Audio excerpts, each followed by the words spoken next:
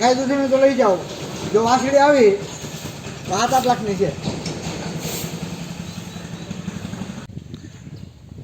આની ડિટેલ આ એસ્પાન્ટો Brazil.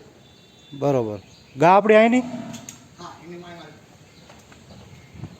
એસ્પાન્ટો Brazil. એ વાસળી બ્રાઝિલની એની માં.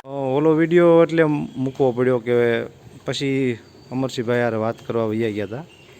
બહુ લગભગ 2-3 કલાક સુધી વાતું ચાલી.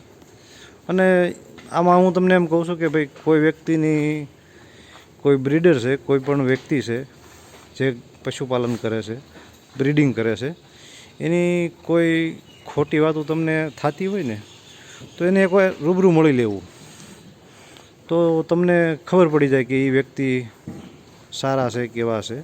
અહીંયા આવીને મને એ વ્યક્તિ જે માહિતી આપી બહુ જાણવા જેવી માહિતી છે.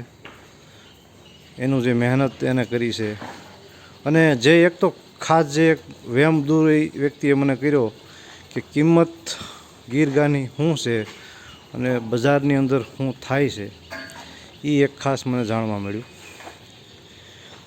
હવે નેક્સ્ટ ટાઈમ આપણે આવશું જ્યારે હવે તો આ શું સંધ્યા આથમતી જાય છે એટલે વિડીયો ક્વોલિટી સારી ન આવે એ માટે થઈને જેટલું કવર થાય છે એટલું કરું છું.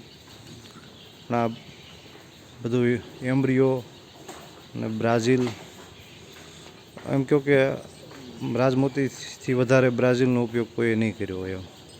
એમ્બ્રિયોનો ઉપયોગ એ શાયદ કદાચ એનાથી વધારે કોઈ નહીં કર્યો હોય. આ જે હાઇટ બોડી અને દૂધ કલર કલેક્શન બહુ શાનદાર છે, જોવાલાયક છે.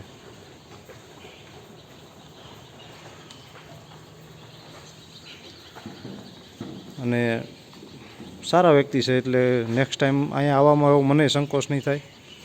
નકર તો ભાઈ કોઈ વ્યક્તિને આપણે ઓળખતા નથી ને સીધું તેને અહીંયા જવું એ થોડોક સંકોચ થાય કે ભાઈ કેમ જવું. પણ હવે સહેલી ઝલક તમને બતાવી દઉં. સામે તમને બતાવી છે હેરી.